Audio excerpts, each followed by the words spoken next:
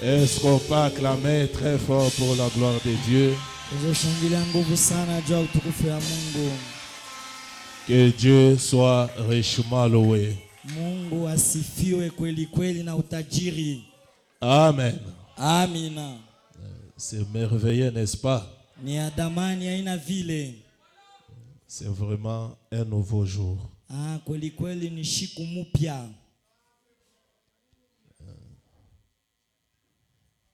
Je voudrais vous présenter un couple. Il y a le frère Mardoché. Vous pouvez avancer ici. Vous pouvez l'acclamer.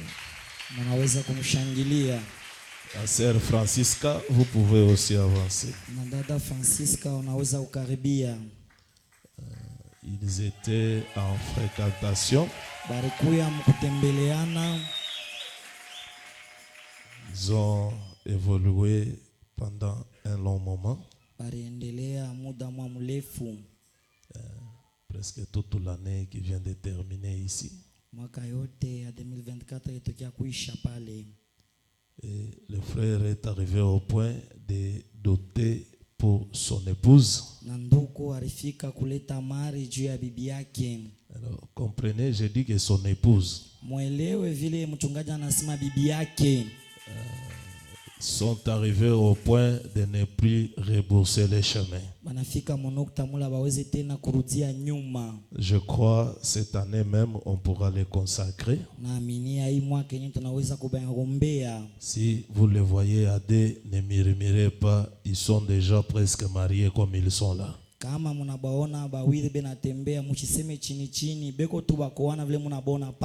Pouvez les acclamer très fort pendant qu'ils regagnent leur place.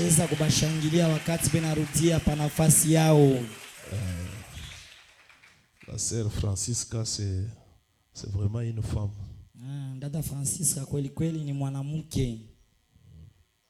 Elle m'a beaucoup marqué. Une fille qui tient aux Écritures comme vous n'avez pas été. Et le frère a fait ça. Amen. Amina. Et le frère m'a aussi marqué. Quand on lui donne la liste, je lui dis, bon, tu vas donner combien? Il dit, pasteur, je vais tout donner. Je vais honorer ma femme. Cette sœur m'a marqué. Et ça m'a beaucoup réjoui. Quand on veut se marier, on se prépare. Pas les gens qui discutent comme si une marchandise. C'est comme si c'est la marchandise. Banaomba 4500. On demande 4500. Quelqu'un commence à pleurer.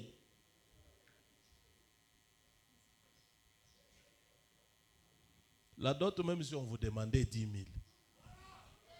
Si tu aimes ta femme, tu dois te battre pour donner. Si tu es arrivé au point d'être convaincu que sans elle, je ne peux pas vivre. Amen.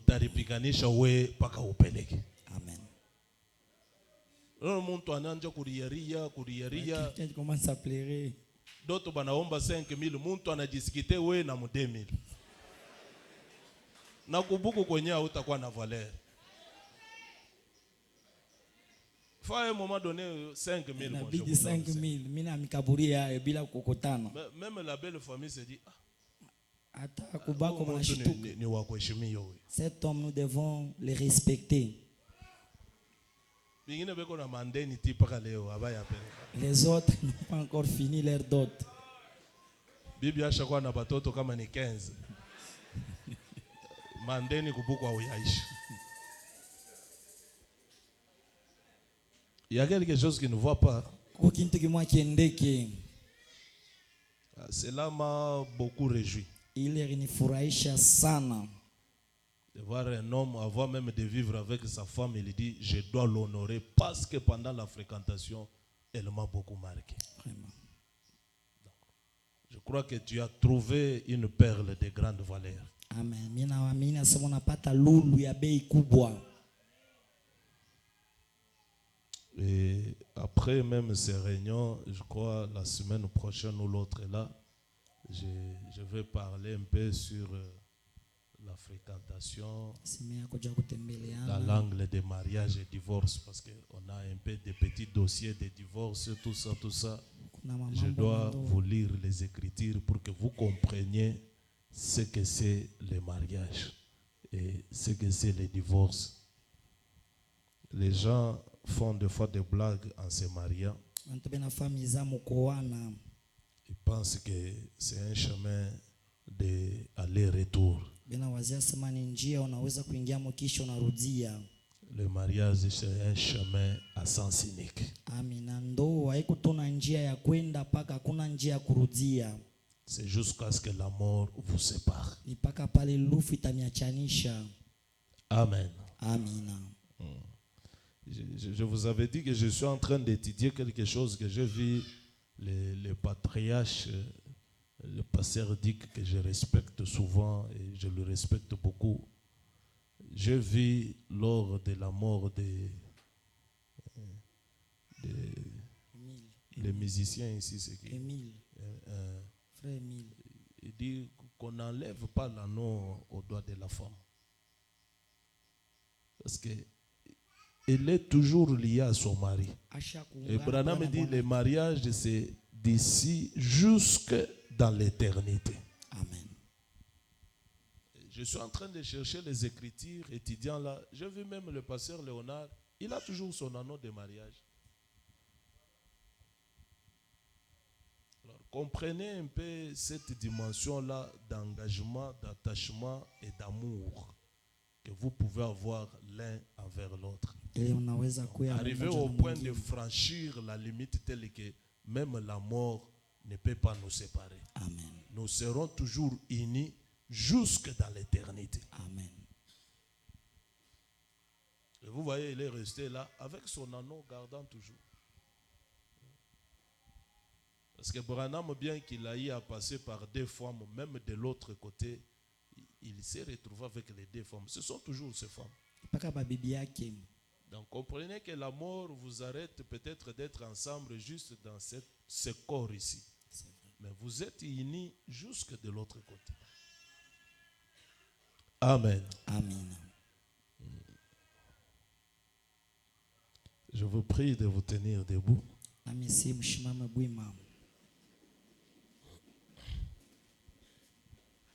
Nous allons prendre nos saintes écritures. Nous allons lire dans Matthieu 28, 1. Mathayo 28 sura ya kwanza. En descendant. Mkushuka. La parole de Dieu nous dit ceci. Neno la Mungu inatuambia hivi. Après les sabbats, à l'aube du premier jour de la semaine, Marie de Magdala et l'autre Marie allèrent voir le sépulcre.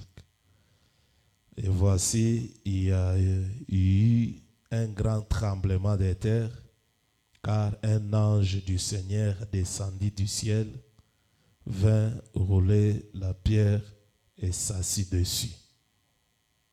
Son aspect était comme l'éclair et son vêtement blanc comme la neige. Les gardes tremblèrent de peur et devinrent comme morts. Mais l'ange prit la parole et dit aux femmes, pour vous, ne craignez pas, car je sais que vous cherchez Jésus qui a été crucifié. Il n'est point ici, il est ressuscité comme il avait dit. Venez, voyez le lieu où il était couché. Et allez promptement dire à ses disciples qu'il est ressuscité des morts. Et voici, il vous précède en Galilée. c'est là que vous les verrez. Voici, je vous l'ai dit. Amen. Dieu Tout-Puissant, encore une fois, nous bénissons ton Saint-Nom pour ce merveilleux matin. Nous te disons merci du fait que de nos propres yeux physiques, nous pouvons voir ce beau soleil qui luit sur nous ce matin. Nous te disons merci, toi, le vainqueur de l'ancien. Tu es celui qui a vaincu la mort et les séjours des morts. Et tu es sorti de là plus que vainqueur. Et par là, tu nous as fait aussi des victorieux sur la mort. Nous te disons grandement merci pour cette réunion de ce matin. Nous te prions de nous mettre hors du chemin, de parler du haut de cette chair et d'écouter dans les bancs. Ouais, moi, Seigneur, ouais aussi l'auditoire. Fais à ce que les malades reçoivent la guérison. Fais à ce que les faibles redeviennent forts. Fais à ce que les rétrogrades reviennent à toi. Fais à ce que, ô Dieu Tout-Puissant, tout celui qui se sentait fatigué, qu'il se sente fortifié. Celui qui avait déjà perdu l'espoir, que l'espoir puisse renaître. Commence avec nous et termine avec nous, tout pour ta propre gloire. Nous réprimandons chaque esprit qui ne confesse pas ton Saint-Nom, toute puissance des 4e et 5e dimensions. Nous blâmons cela, nous leur disons de quitter ces lieux et d'aller dans le lieu sécaride au nom du Seigneur Jésus-Christ. Prends, ô Dieu Tout-Puissant, l'autorité et la prééminence de cette étape importante de la réunion de ce matin. Nous te les confions au nom puissant de notre Seigneur et Sauveur Jésus-Christ. Amen. Vous pouvez vous asseoir. Nous essayons de parler de la résurrection ce matin.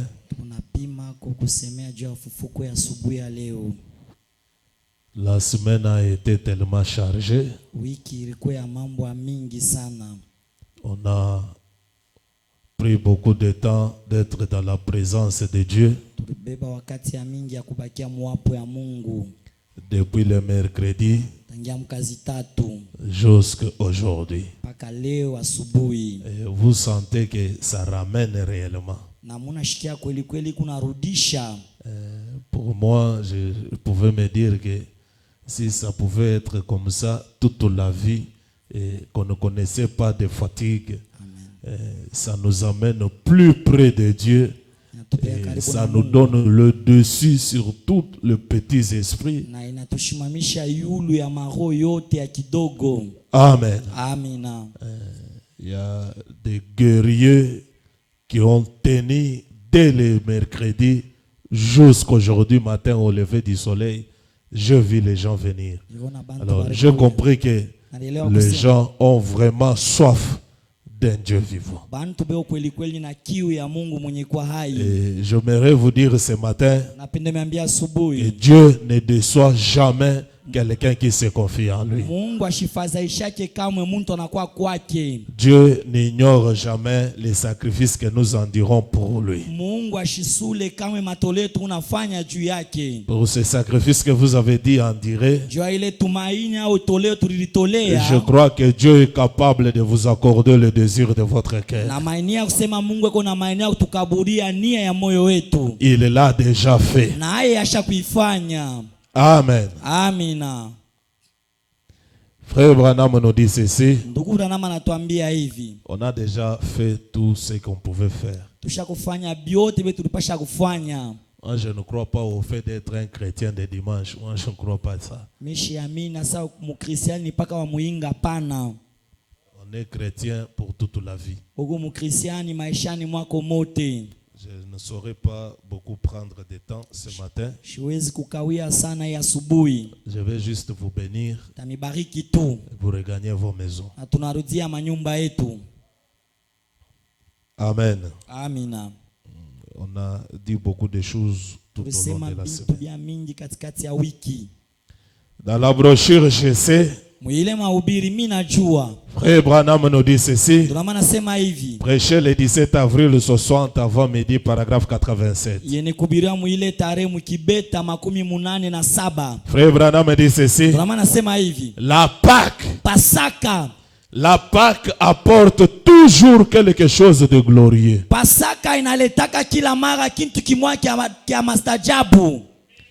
une résurrection, ufufuko, une nouvelle espérance. tumaini mupya.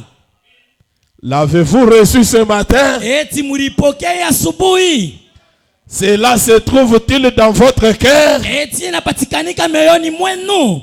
Savez-vous que votre Rédempteur est vivant? Eti munajua sa mkombozi wenu iko hai? Et qu'il fait concourir toutes choses. Na iko natembesha bintu byote. Je le dis de tout mon cœur. Na isema na moyo wangu yote, amina. Je crois que mon Rédempteur est vivant. Naamini asa mkombozi wangu iko hai. Il fait concourir toutes choses. Iko natembesha bintu byote bizuri. La Pâque Pasaka apporte toujours iko naleta paka quelque chose kintu moja de merveilleux. ya damani.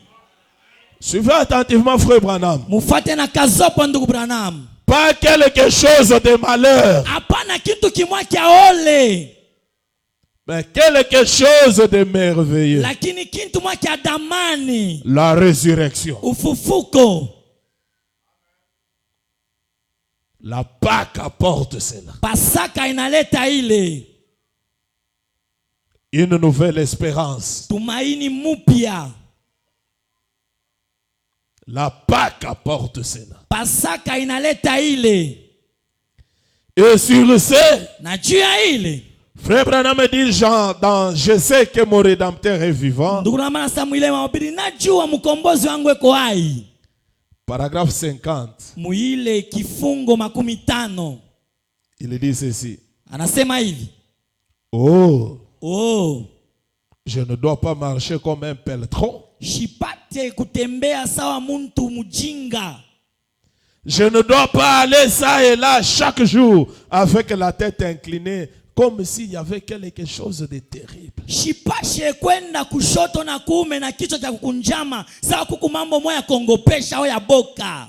Lorsque je regarde le monde Wakati mimi natazama dunia avec tous ses ténèbres na ngiza yote yake et toutes ses manières, na manamna yake yote, je dois lever la tête. mimi napasha kunyanyua kichwa, Marcher avec la tête relevée parmi les aigles. kutembea na kichwa cha kunyoloka katikati ya bantai. Sachant ceci, Mwenye kujua hii que je le connais dans la puissance de sa résurrection. ninamjua muwezo yake ya ufufuko.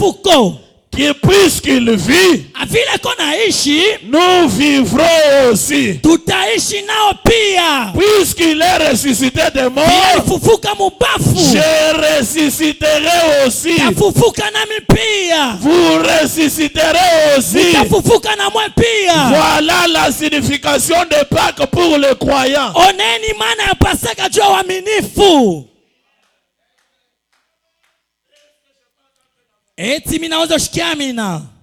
Je ne dois pas marcher Shipasha kutembea la tête inclinée kichwa cha kuzonzama chini comme un pelletron, sawa muntu mujinga, comme un malheureux. sawa munyonge. Non, la Pâque apporte toujours quelque chose de merveilleux. Pasaka inaleta paka kitu mwa cha damani. Donnez-moi un amen. Nikaburia mina. La Pâque Pasaka apporte la résurrection. inaleta ufufuko. Job s'inquiétait. Ayubu anaanza kuhangaika. Job regardait les plantes. Ayubu anaanza kutazama miti.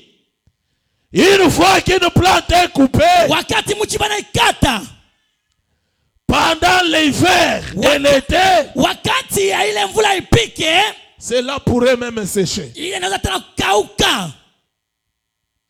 Mais quand le printemps arrive, Wakati saa ya mvula inakuya, pendant le moment de Pâques, wakati ya manyakati ya Pasaka, Job pouvait voir cette plante-là bourgeonner encore Ayubu aliweza kuona ile mchi barikate na chipuka tena et revivre encore. na inaishi tena.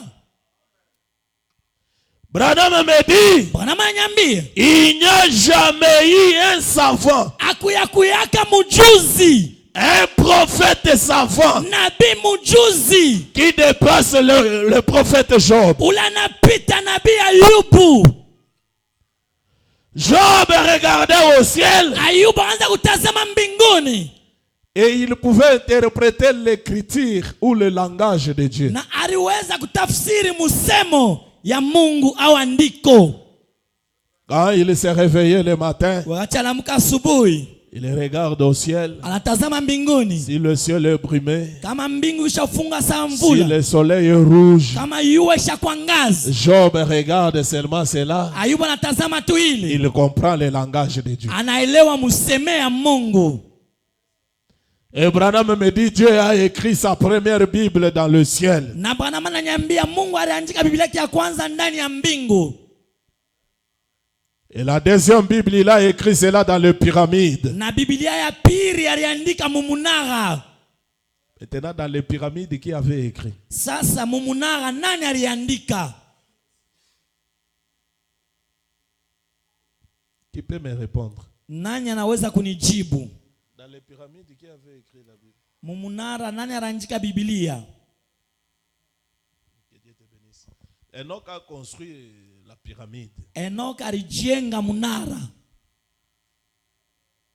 Vous savez, quand il y a les vrais dollars, il y a en même temps les faux dollars. Munajua kama kuku dola bya kweli ni kusema kuku dola ya mubaya nayo. Enoch a écrit la parole de Dieu, mais il y a des gens qui parlent d'autres Enoch qui a eu à écrire des livres jaunes, des histoires comme ça. La deuxième Bible, Dieu l'a écrit dans la pyramide. Biblia ya pili Mungu aliandika mumunara. Et la troisième Bible, c'est la Bible à papier que nous avons. Na Biblia ya tatu ni Biblia ya papier tuko nayo hapa. De toutes ces trois Bibles, Kupitia na Biblia yote tatu, la Bible la plus mystérieuse, Biblia ya mastajabu sana, c'est ce que Dieu a écrit dans la nature. ni ile Mungu aliandika mu maumbile.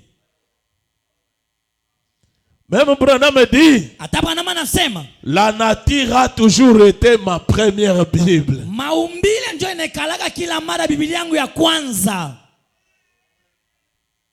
Donnez-moi un amen. Munikaburi amina. La nature ici, c'est la Bible de Dieu, c'est un langage de Dieu. Maumbile ni Biblia, ni msemeo ya Mungu.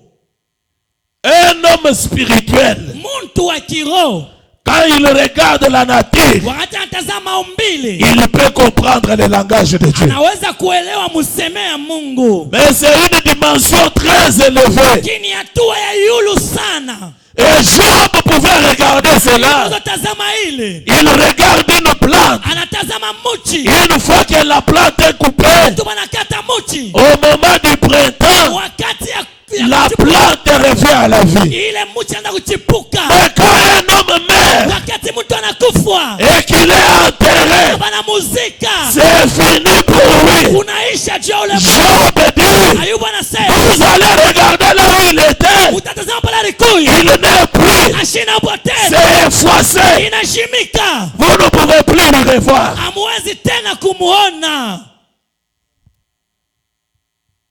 Il est parti. Anenda.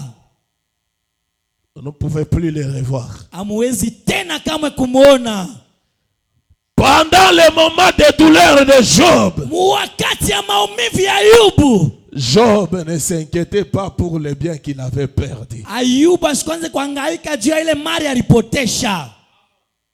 Job s'inquiétait de ses jours à venir. Après la mort, qu'est-ce qu'il pourra être? Étant un prophète, Frère Branham dit, Dieu ne peut jamais laisser son prophète dans la confusion.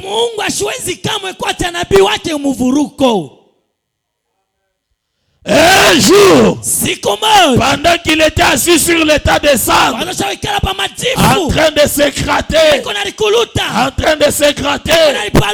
le sang coulait, il était en train de gémir. Et Job, sa question, qu'est-ce que je serai après la mort? Branham dit, tout d'un coup, Dieu lui prend, il l'amène jusqu'au bout du rideau de temps.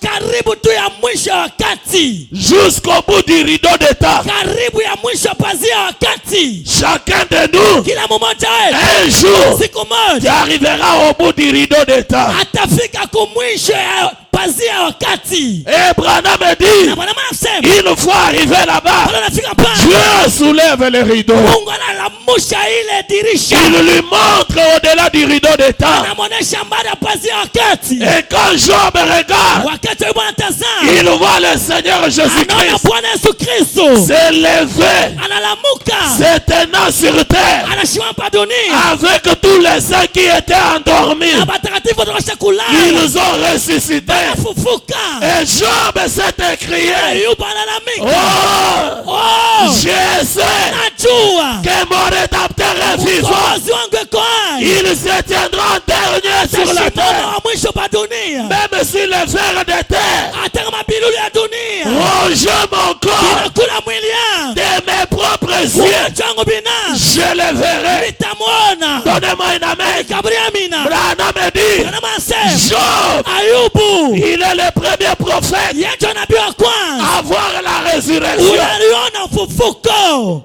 Très bien joué. 4000 ans avant que Jésus ne vienne sur la terre. Miaka ine mbele Yesu azalike pa dunia. Nashikia hamu ya kucheza hapa sasa. Ushicheze kamwe na ufunulo. C'était la révélation que Dieu lui avait donnée. Ilikuwa ufunulo la Mungu alimupatia. 4000 ans avant que Jésus-Christ de Nazareth ne soit né dans la crèche. Ile miaka mbele Bwana Yesu Kristo azalike fashi ya zizi. Mais Job crie Lakini Ayubu analalamika avec une conviction. hakikisho, Je sais, najua que mon rédempteur mkombozi wangu est vivant. eko hai, Il se tiendra sur terre. atasimama pa udongo. Puisqu'il vit, Vile konaishi je vivrai aussi. mie pia taishi. Correct. Donnez-moi un amen. Nikaburi amina. Branham me dit, Bwana anasema imaginez-vous, muwazeko 4000 ans ile miaka 1000 après, kisha c'est alors que Jésus est né, njo pale Yesu anazarika dans le corps naturel, mumwili tu ya kuonekanika na mancho. que devrait être le corps de Job. Mwili ya Ayubu ilipasha kuwa ya je? Il passe quoi nini? Ilipasha kuwa nini? Branham me dit, Bwana manyambia ça devrait être qu'un tas de cendres. ilipasha kuwa tuka kipande ya majifu Et les os na mifupa et la chair. na mwili. Frère Jeff, vous dormez Ndugu Jeff unalala devant les gens. mbele ya bantu. Branham me dit, si vous avez sommeil, vous vous tenez debout.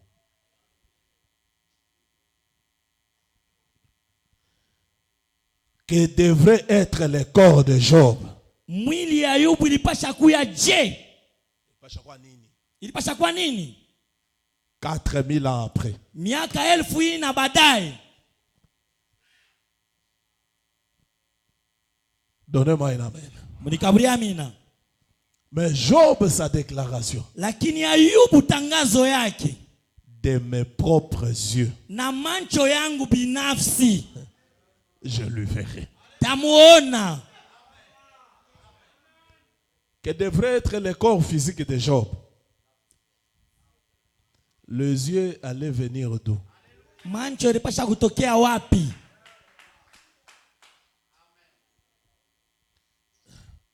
Je voulais vous donner un morceau trop dur, mais je me suis réservé. Nitafuta mikaburia kitu kia nguvu, lakini mimi najizuiza. Il y a d'autres choses que moi je crois que je garde que moi-même. Parce que Branham me dit, quand quelqu'un reçoit le baptême du Saint-Esprit, il est passé de la mort à la vie. Si je vous disais ce matin que moi je suis déjà ressuscité, vous n'allez pas croire. Mais moi je crois ça.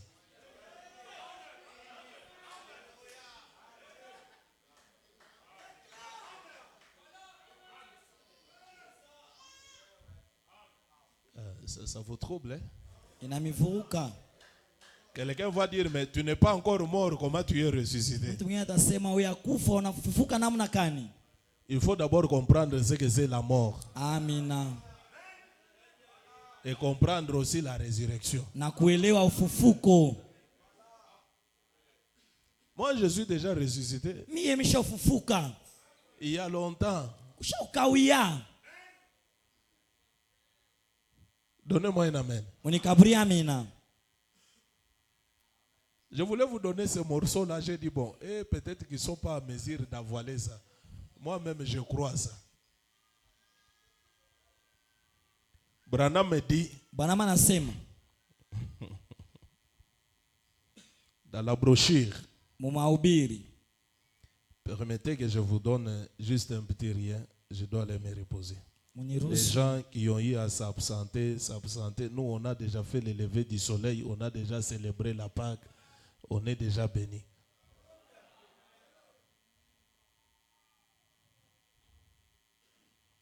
Dans la brochure, allez dire à mes disciples. Vous savez, quand déjà mentalement tu dis que j'ai fini la conduite, c'est à ce moment-là même que tu sens la fatigue. Amen. Parce que pour moi, le matin au service du lever du soleil, j'ai dit merci Seigneur, j'ai fini la conduite. Frère Branham me dit ceci. Allez dire à mes disciples. Prêchez le 5 avril 1953 avant midi, paragraphe 88 jusqu'à 90. Frère Branham nous dit, Jésus n'est pas ressuscité après 3 jours. Il avait dit, détruisez ce temple, je le reconstruirai dans 3 jours. Branham me dit, j'aimerais revenir à cette question-là. Dans 3 jours. Les catholiques disent, il a fait 3 jours dans la tombe. Mon prophète me dit, il n'a pas fait 3 jours dans la tombe. Dans la tombe, il a fait 15 jours. Juste la journée du samedi. C'était les jours du sabbat. Il est mort le vendredi à 15h. 3h du soir. Et vers 18h, 19h, on l'a enlevé par Joseph d'Arimathée. Observez cet homme de Galilée. Branham me dit, il était comme un pauvre. Il n'avait pas assez d'habits. Mais il fut enterré parmi des riches. Dans une tombe neuve. On n'avait jamais enterré quelqu'un dans cette tombe-là. Ni t'étais Joseph d'Arimathée.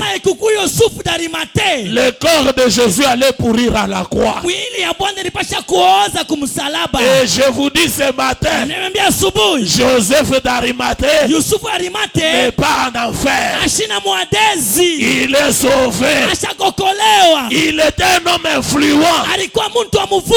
Il pouvait entrer chez Pilate sans demander l'audience. Un jour je vous parlerai sur les croyants secrets. Branham en parle. Joseph d'Arimathée, il croyait en Jésus. Il avait entendu l'écho de Jésus.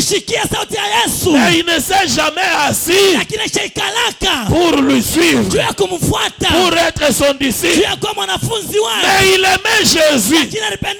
Il croyait que ce qu'il prêchait était la vérité. Mais comme il était un homme influent avec le gouvernement d'autrefois, il s'est caché un peu. Il faisait comme s'il faisait semblant. Mais il aimait Jésus. lakini alipenda Yesu. Il croyait en Dieu. Aliamini ndani ya Mungu. Donnez-moi un amen. Munikaburia amina. Ne mettez jamais un point full stop dans la vie de quelqu'un. Mweye mushiweke un point kunaisha maisha ya muntu. Non, il est politicien. Oh, ni mwanasiasa. Oh, il est ceci, cela. Kwa kina kile. Peut-être il croit en Dieu. Pengine anaamini ndani ya Mungu. J'aimerais avoir des hommes influents ici. Napenda nikuwe na bantu ba muvuto hapa. Capables d'entrer même chez le gouverneur sans demander l'audience. Benye kwa na maneno ya kuingia kwa liwali bila kulomba ruhusa. Joseph d'Arimathée était comme ça. Yusufu Arimathie alikuwa vile. Un homme très influent. Muntu wa muvuto kubwa. Et il croyait en Dieu. Na aliamini ndani ya Mungu. Quand il a appris que Jésus-Christ de Nazareth est mort, Wakati anashikia sema Yesu wa Nazareti anakufa, il est allé chez Pilate. alienda kwa Pilate. Il lui dit, Anamwambia, pourriez-vous me donner le corps de cet homme? Je l'enterre. eti mnaweza kunikaburia mwili au muntu ni muzike? Vous voyez tous les hommes politiques ici, tous les hommes influents, les gens friqués. J'ai vu même Papa Léonard, il a aussi fait quelque chose comme ça. L'embougement, il a acheté une concession. On appelle, c'est la concession famille Kayumbi. C'est dans un cimetière là. Donc c'est là qu'on a enterré même sa chère épouse. Et lui-même il dit, si je mourrais aussi, enterrez-moi dans cette concession-là. Mes enfants et tout, c'est toujours dans cette concession-là. Donc Joseph d'Arimathée avait une concession comme celle-là. Dans un endroit de riches. Fasha watajiri. Comme à Kinshasa, là, le cimetière d'Engombe, là, il a déjà un endroit comme ça. Et il avait taillé une tombe dans une grotte de pierre, dans les rochers. Pour lui, c'est une tombe qui devrait être enterrée même lui-même. Mais pour l'amour de Jésus, lakini juu ya mapendo ya Mungu, il savait que cet homme n'a rien fait de mal. alijua sema mtu asifanye kibaya. Tout ce qu'il prêchait, c'était la vérité. Yote anaanza kuhubiri kwa ni ukweli. J'aimerais vous dire une chose. Napenda niambie kitu moja. Même dans des gouvernements ici, il y a des politiciens qui craignent Dieu. C'est vrai. Il y a des gens qui ont de considération pour Dieu. C'est vrai. Peut-être qu'il n'a pas seulement le temps d'être là tout le temps à l'église, mais il croit en Dieu.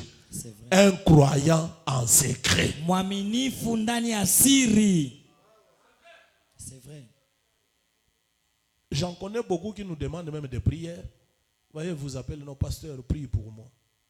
Ils croient en Dieu. Banamini ndani ya Mungu. Joseph d'Arimathée est parti. Yusufu Arimathie kaenda. Il est entré chez Pilate. Anaenda kwa Pilate. Le gouverneur. Liwali. Joseph d'Arimathée, qu'est-ce que je peux faire pour toi? Yusufu Arimathie azokufanyisha kwa nini? Non, je ne demande pas grande chose. Ashilombe tu kintu kya kinene. Donnez-moi seulement l'ordre de prendre le corps là et aller enterrer. Unikaburi tu amri ya kubeba ile mwili nikaijike. Pour Pilate, Juu ya Pilate, sans révélation. bila ufunulo. C'est la moindre des choses. Joseph, c'est ça la chose que tu me demandes. Yusufu, ndio lakini tunanilomba mie. Anapika saini. Il signe. Anapika saini. Et quand Joseph a brandi la lettre aux soldats, Wakati Yusufu anaonesha ile barua kwa askari, va prendre. wende ukabebe mwili. Il prend le corps. Anabeba mwili. Il achète Anauza. les draps qui coûtaient cher. Madra ya bei. C'est Joseph d'Arimathée qui a enterré Jésus. Les disciples n'avaient pas même le temps de s'approcher. Bote barikimbi.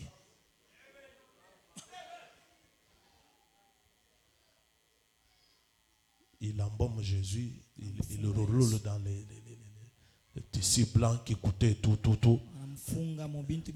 C'est alors que Marie et les autres ont eu un peu le courage de suivre Joseph d'Arimathée.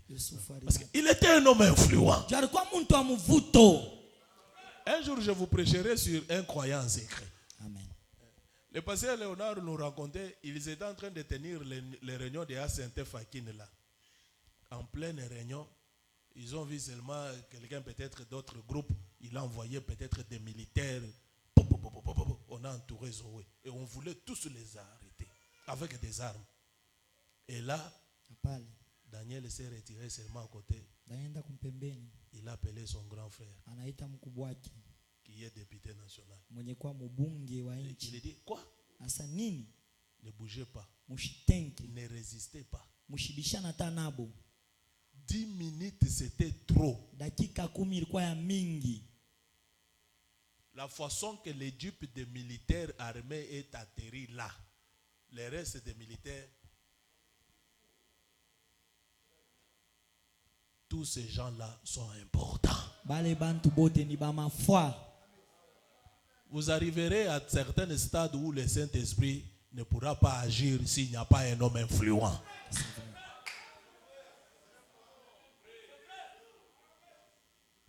David avait parlé. Daudi alisemaka, on m'a enterré parmi des riches. balinizika katikati ya watajiri.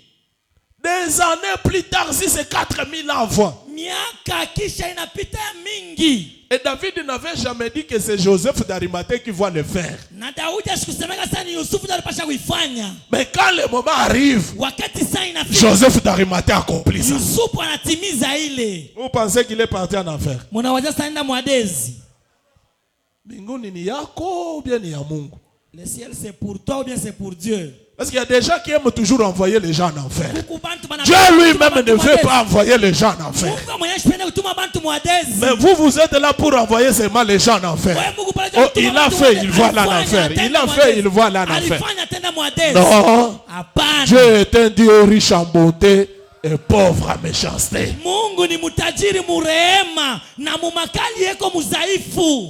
C'est vrai. La prophétie que Joseph d'Arimathée a dû faire accomplir est loin différente de celle de Judas Iscariote. Il a accompli une prophétie qui soutenait la parole de Dieu, qui soutenait le Seigneur Jésus-Christ lui-même. Lui-même, il était déjà mort. Il ne pouvait plus rien faire. Ni était Joseph d'Arimathée. Branham lui-même dit qu'il était un croyant en secret. Le corps de Christ allait pourrir. Et il avait enterré un Jésus littéral. Donnez-moi un amen. Joseph d'Arimathée n'a pas enterré l'esprit.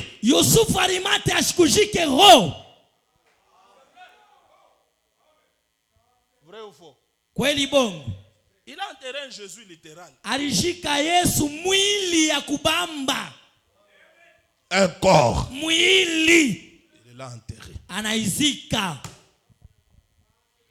Mais le matin de la résurrection, lakini asubuhi ya ufufuko, ce n'est pas un Jésus esprit qui est ressuscité, c'est toujours un Jésus littéral. Haikukuwa Yesu roho ilifufuka, ilikuwa ni Yesu mwili. Donnez-moi un amen. Quand Marie de Magdala et Marie, mère de Jésus, sont partis à la tombe de grand matin, ils étaient en train de se poser des questions. Qui va rouler pour nous la pierre? Qui va rouler pour nous la pierre? Mais tout d'un coup, elles aperçurent que la pierre était déjà ôtée. Quand ils sont entrés, ils ont trouvé des habits là-bas. Les draps qu'on l'avait roulés. Mais sur le chemin de Maús, Jésus avait déjà d'autres habits. Mon Dieu crée même les habits. Il s'est promené toute sa vie avec une seule robe, n'ayant pas l'endroit où poser sa tête. Du plus riche qu'il était, il s'est fait pauvre pour que toi tu sois riche. Et au moment de sa mort, il fut enterré parmi des riches. Et au moment de la résurrection, mon Dieu avait déjà d'autres habits, du fin lin avec blancheur. Dieu est capable capable de vous donner les habits, des bons habits. Donnez-moi un amen. Et des meilleures maisons. Les calvaires nous apportent tout. La Pâque apporte toujours quelque chose de merveilleux. Que cette Pâque vous apporte de nouveaux habits. Que cette Pâque vous apporte de nouvelles espoirs. Que cette Pâque vous donne l'occasion d'avoir des maisons. Il y a tout dans la Pâque. Correct. Et la vie éternelle. Et la résurrection. Et la bonne santé. Tout se trouve dans la Pâque. Donnez-moi un amen. La pierre était ôtée. Les soldats romains, ils se sont dit, plaçons la pierre pour qu'il ne puisse pas sortir. Comme il avait dit, au troisième jour, il va sortir. Ils ont placé un sceau. Mon Seigneur a brisé les sceaux romains. La puissance de résurrection. La terre a tremblé. Ça n'a pas dû supporter le Seigneur Jésus-Christ. Et la pierre était roulée. Les femmes qui s'inquiétaient. Et Branham a dit, la femme est toujours le type de l'église. La femme qui s'inquiétait. L'église qui s'inquiétait. Comment je vais ressusciter? Comment vivrai-je éternellement? Le Saint-Esprit te dit ce matin, l'aiguillon de la mort a été déjà emporté. Et nous avons de quoi crier. Toi mort, où est ton aiguillon? Toi tombe, où est ta victoire? Donnez-moi un amen. La pierre a été ôtée. Et ce matin, au nom de Jésus-Christ, toi qui es venu avec une maladie, avec une inquiétude, un fardeau sur ton cœur, qui portera mon fardeau? Je te dis ce matin, ce fardeau-là, l'ange du Seigneur a déjà ôté cela. Que cela soit ôté au nom de Jésus-Christ. Que toute malédiction, que toute puissance du monde de ténèbres soit ôtée au nom de Jésus-Christ.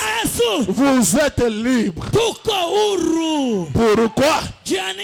Puisqu'il vit, je vivrai aussi. Merci Seigneur Jésus. Puisqu'il vit, je vivrai aussi. Il est le vainqueur des nations. Il est le plus beau d'entre 10 000 pour mon âme. Il est le ressuscité. Branham a dit, je lui connais dans sa puissance de résurrection. Peu importe la barrière, peu importe ce que les sorciers ont fait, ils t'ont lié, ils ont mis les ressorts que tu ne peux pas mettre au monde, que tu ne peux pas te marier. Ce matin, par la puissance de résurrection, que ces sceaux-là soient brisés au nom de Jésus-Christ. Au nom de Jésus-Christ, vous êtes libres. Très bien joué. Puisqu'il vit, je vivrai aussi. Amen. Amen. C'est pourquoi Branham a dit, nous ne devrons pas marcher avec la tête inclinée comme un perdreau. Non. Je dois relever la tête parmi les aides et chanter à haute voix comme les rouges gorges. Il est ressuscité. Il est ressuscité. Il est ressuscité. Il est ressuscité. Puisqu'il vit, je vivrai aussi. C'est quoi la petite souffrance? Pour un petit temps, juu ya wakati mwa kidogo ça ne représente rien. haina na maana. Pendant que je sais Wakati minajua que mon rédempteur est vivant mkombozi wangu kwa et mes propres yeux, na macho yangu binafsi je lui verrai tamuona et je vivrai éternellement. taishi milele na milele. Je n'ai pas de quoi m'inquiéter Sina na maeneo ya kuhangaika pour la petite souffrance juu ya kama mateso kaloko de ce petit temps que nous passons ya sur hii la wakati terre. sio tunapita pa dunia. Mon ami, Rafiki yangu, ce n'est pas pour rien que Job a dit haina kwa bula. Ayubu anasema la vie de l'homme sur la terre maisha ya mtu pa dunia est courte iko mfupi et sans cesse na wakati yote agitée. correct ya kutenka. Amen. Tu peux prier aujourd'hui. Unaweza kuomba leo. Oh Seigneur, Oh Bwana, si je peux avoir juste $2000 kama ndio tu $10,000 pour commencer une affaire, juu ya kwanza biashara fulani, je te dis, nakwambia je suis passé par là. nilipita pale. Le jour que tu auras $2000, Siku utapata $10,000, ne pense pas que tu auras la stabilité. usiwazie si utakuwa na starehe. Tu chercheras $4000. Utatafuta $4,000. Le jour que tu auras 4000, Siku utapata 4,000, tu n'auras pas la stabilité. hautakuwa na starehe. Tu chercheras $10,000. Utatafuta $10,000. Le jour que tu toucheras 10 000, Siku utagusa 10,000, tu n'auras pas la stabilité. hautakuwa starehe. Tu peux être célibataire aujourd'hui. Unaweza kuwa mbalaka leo. Tu dis si seulement je peux me marier, Unasema kama tu mimi naoa je serai stable. takuwa starehe. On ne te trompe pas. Au Usikudanganye. contraire, Mukinyume, quand tu vas te marier, hatutaoa tu augmentes la tension. unaongeza mkazo. Donnez-moi un amen. Munikaburia amina. Tu ne seras pas stable. Hautakuwa starehe. C'est la parole de Dieu. Neno la Mungu. La vie de l'homme sur la terre Maisha ya mtu pa dunia est courte iko mfupi, et sans cesse wakati yote agitée. ya kutenka. Donnez-moi un amen. Munikaburia amina. Léo, uko bien? Aujourd'hui tu es bien, Kesho uko malari.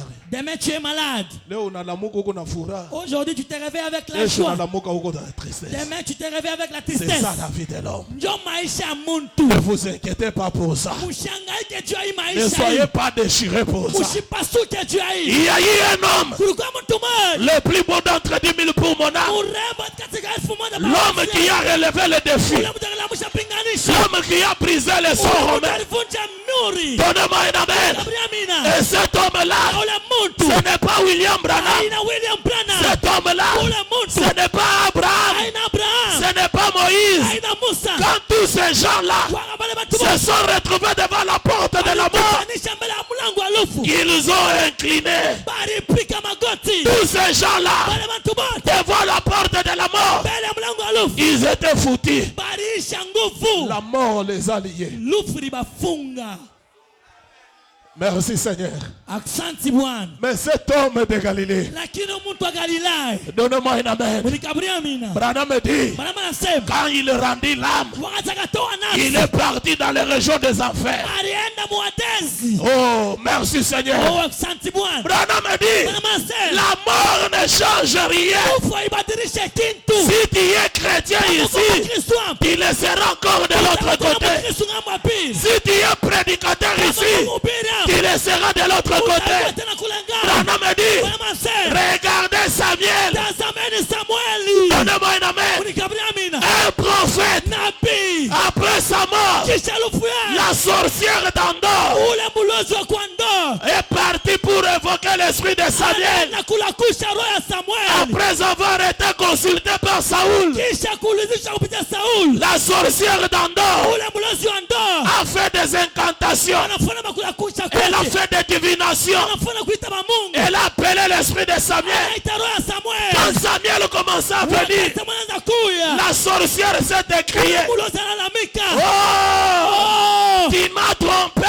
unanidanganya. Je vois les dieux en train de monter. Naona mamungu wanapanda. Et elle est tombée effarouchée. Kaanguka na kauka. Qui montait? Anaanza panda. C'était Samuel. Ilikuwa ni Samuel. Avec son bâton, Na ile bakora. avec sa robe, Na kanjo yake. la barbe blanche. Na ile Et mtego quand mweupe. elle s'est réveillée, Atalamuka. elle a prophétisé. Anatabiri. Oh Saoul, Oh, Saul. puisque tu as dérangé mon sommeil, Unavuruka usingizi Bwana. demain, Kesho en cette heure même, wisa hii toi, we tes enfants, na watoto wako vous serez de ce côté. utakuwa ngambo huku. Branham dit, Branham asema il était prophète, alikuwa nabii, il est mort prophète. anakufa nabii, Même dans les séjours de mort, atafasha bafu, il était prophète. alikuwa nabii. Et cet homme de Galilée, Huyu mtu wa Galilaya il était Dieu, alikuwa Mungu, prédicateur par excellence. mhubiri wa kubijua. Personne n'a jamais prêché Hakuna mtu ashakubiri comme le Seigneur sawa Jésus-Christ. Bwana Yesu Kristo. Et dans les régions de mort, Nafasha bafu toujours prédicateur, katika mhubiri, un Dieu puissant. Mungu wa uwezo Il descend là-bas, anashuka pale, il prêche aux âmes anahubiri kwa qui manafsi, étaient dans les régions des enfers. anafasha andezi. Pourquoi n'avez-vous pas crié à Enoch? Juu ya nini hamkuamini mwa Enoka? Pourquoi n'avez-vous pas crié à ceci? Juu ya nini hamkuamini mwili na ile? Il les passe, Anabapita, il descend là, fond, anashuka mule chini là où sana. se trouvait Lucifer. Mule mulikuwa ibilisi. Lucifer entend quelqu'un à la porte. Ibilisi asikia mtu makumulanga. Donnez-moi un amen. Munikaburia amina. Branham dit, Bwana msema, il s'est dit, akajambi, c'est un autre client. ni kilia mwingine anakuya. Tous les prophètes Banabii bote étaient enfermés. balifungiwa. Merci Seigneur. Asante Bwana. Et quand Lucifer sort, Wakati ibilisi anatoka, il regarde. anatazama. Lucifer a reconnu Jésus. Ibilisi alitambua Yesu. C'est seulement toi qui ne reconnais pas Jésus. Ni mpaka wao utambue Yesu. Lucifer dit, Ibilisi anasema, je croyais t'avoir tué niliamini sasa mimi nakuwa. quand j'avais tué Moïse, Wakati niliua Musa, quand j'avais tué Enoch. wakati niliua Enoka. Comprenez-vous quelque chose? Eti mwelewa kitu moja. Il tue Enoch, Anaua Enoka, il tue Moïse, anaua Musa, il tue Abraham, anaua Ibrahimu, il tue Élie, anaua Eli, il tue Jean-Baptiste. anaua Yohana Mbatizaji, Il planifie qu'on lui coupe même la tête. anatengeneza mkata kichwa. Il croyait avoir tué qui? Aliamini sana ua nani? Jésus. Yesu. Donc Jésus est dans ses prophètes. Ni kusema Yesu yuko ndani ya manabii yake. Wewe. Et puis il dit, Na kisha anasema, je croyais t'avoir tué. niliamini sasa niko shakukua. Te voilà. Wewe huyu tena hapa. Mina kupata sasa. J'étais eu maintenant. Quand il a voulu avancer, Wakati alipenda kwenda mbele, anapata kofi. un coup seulement. Kofi tu moya. Branham me dit, Bwana anasema, il a donné un coup. anampiga Il hyperkit. est tombé KO. Ananguka na kauka. Il lui dit, Anamwambia, je suis né d'une vierge. nilizalika kwa bikira. Mon sang est encore fraîche. Damu yangu tingalike mubichi. Sur la croix, Kwa msalaba. il prend les clés de la mort Beba fungulo ya lufu. et le séjour de mort. Fasha bafu. Pourquoi Samuel, Jua nini Samuel? son esprit était monté? Roho yake ilipanda. Parce que le paradis Juu paradiso n'était pas encore supprimé. haikukuya isha Même kuvunjiwa. Élie, Hata Eliya étant enlevé mwenye kunyanyuliwa par les chars, kupitia ile shamba. Élie était enfermé dans le séjour de mort. Eliya alifungiwa pa nafasi ya bafu. Njoo ile mfupa nilipenda nikaburia. Élie n'était pas enterré. Eliya bakumuzike. Vrai ou faux? Kweli bongo. Mais il était dans le séjour de mort Lakini enfermé. alikuwa fuashi ya bafu. Enoch n'était pas enterré. Enoka bakumuzike. Vrai ou faux? Kweli bongo. Mais il était où? Lakini alikuwa wapi? Dans le séjour de mort. Fuashi ya bafu. Est-ce que vous avez vu la tombe d'Enoch quelque part? Eti muriona kaburi ya Enoka fashi moyo. Moïse n'était pas enterré. Musa bakumuzike. La Bible dit, Biblia inasema les anges sont descendus prendre son corps. bamalaika bashuka banachukua mwili yake. Malgré cela, Hata vile fashi ya bafu. alors je te pose la question, toi qui attends la résurrection. Sasa mimi nakuuliza wewe kunaongojea ufufuko. Nous allons petit à petit. Tukunenda pole pole. Donnez-moi un amen. Munipe kuamina. C'est pourquoi cette sorcière, Njoo kwa maana le mulozi en invoquant l'esprit de Samuel, mwenye kula kulisha ile roho ya Samueli. Samuel est venu répondre. Samueli anakuwa kujibu. Pourquoi? Juu ya nini? Il était enfermé dans le paradis. Alikuwa shakufungiwa. Mais ce jour-là, Lakini ile siku cet homme de Galilée, huyu mtu wa Galilaya laissez. mwache. Vous qui adorez Branham, Mwebe ni kuabudu Branham. vous êtes ouais d'un esprit que je ne sais pas comment qualifier. Mushaku Même Lucifer connaît qui est Jésus. hata hata ibilisi anayua Yesu ni nani. Ça ne vous dit rien? Eti imeambia kintu. Il lui donne un coup. Anamupiga kofi. Il prend les clés de la mort Anabeba mfungulo ya lufu et de ce jour de mort. na yafasha bafu. Il le met à sa ceinture. Anaeka kifua yake. En sortant, Mukutoka, Lucifer voulait se relever. ibilisi anapenda kulamuka. Il lui donne encore un chaos. Anamupika tena. Il retourne là-bas. Anarudia KO. tena pale anakauka. Il monte. Anapanda. Il part dans le paradis. Anaenda paradisi. Arrivé au paradis, Vio paradisi. Job l'a reconnu. Ayubu anamtambua. Job regarde. Ayubu anatazama. Oh, Oh, Sarah, Sara, viens. kui, Viens voir. kwaona. C'est l'homme que j'avais vu. Ni mtu nilionaka. Le tourbillon. Ile tourbillon. Job avait vu le tourbillon. Abraham avait vu le tourbillon. Abraham alionaka tourbillon. Mais comment quand Jésus entre? Namna kani wakati Yesu anaingia. Mes frères, Banduku. il n'était pas un esprit, il était un Jésus littéral. Ashikukuye roho alikuwa Yesu mumwili. Supportez que je vous lise ça. Munivumilie nimisomee hili. Dans la brochure La Persévérance. Muile mahubiri kudumu. La Persévérance. Kudumu. Prêché le 18 février 62. Yene kupila mwile tarehe. Paragraphe 256. Mwile kifungo 256. Branham me dit ceci. Branham anasema hivi. Eh bien, Mzuri. il y en a beaucoup parmi nous, Kuku bamini katikati yetu. le protestant, Ba protestant. à travers le pays qui ne croient pas dans la résurrection physique. Kupitia incha bamini mufufuko ya mwili. Des centaines d'églises qui ne croient pas dans cela, Maelfu na maelfu ya makanisa bamini muile. dans le retour physique ou quoi que ce soit. Mukurudia ya mwili au kintu kia vile. Voyez, Munaona? je crois dans la naissance littérale Mie naamini mukuzalika kwa mwili de Jésus-Christ. ya Yesu Kristo. La mort littérale, Lufu ya mwili. l'ensevelissement littéral, Kuzikwa kwa mwili. la résurrection littérale. Ufufuko ya mwili. Écoutez ce qui suit. Sikeni inafuata. J'aurais souhaité que les écrans soient là. Nilipenda maekran ikuyepo. Parce qu'il y a toujours les Thomas. Jukuku paka batomasi. Branham me dit, Banama nasema. la seconde venue littérale. Kuja kwa pili kwa mwili.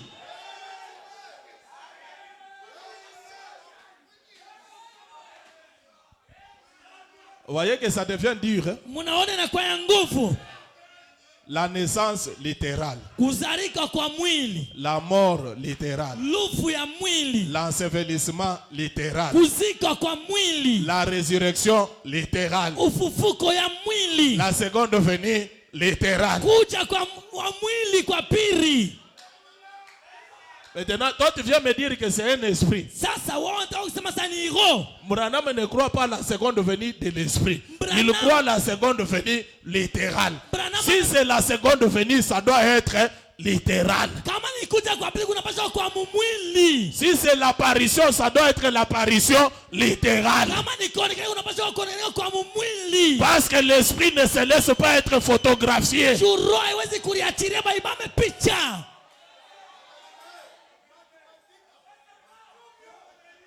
Ça devient la trigonométrie. Ah, inakuwa trigo. Oh, c'est l'apparition. Il n'y a pas un problème. Hakuna mambo. C'est que l'apparition. Nikoonekanika kani basi. Esprit ou littéral. Roho au mwili. Est-ce que je peux entendre une acclamation? Naweza kusikia shangilio. Branham me dit, Branham anasema tout vyote en Christ. ndani ya Kristo. Je crois qu'il est pleinement Christ. Naaminia eko mutele Kristo. Le même Jésus Yesu moya moya. qui est monté. Ule alipanda. Le même Jésus Yesu moya moya. retournera. Atarudia. Et je crois dans la présence du Saint, dans la personne du Saint-Esprit. Na mimi naaminia mubumuntu ya Roho Mtakatifu. Branham me dit, il est maintenant dans son église. Branham asema hapa sasa iko ndani ya kanisa yake. Est-ce que je peux entrer dans Eti tusikia amina. Là, dans les séjours de mort, pale pa nafasi ya bafu c'était un Jésus littéral. ilikuwa ni Yesu ndani ya mwili Il le prêche. anahubiri. Abraham regarde. Abraham anatazama.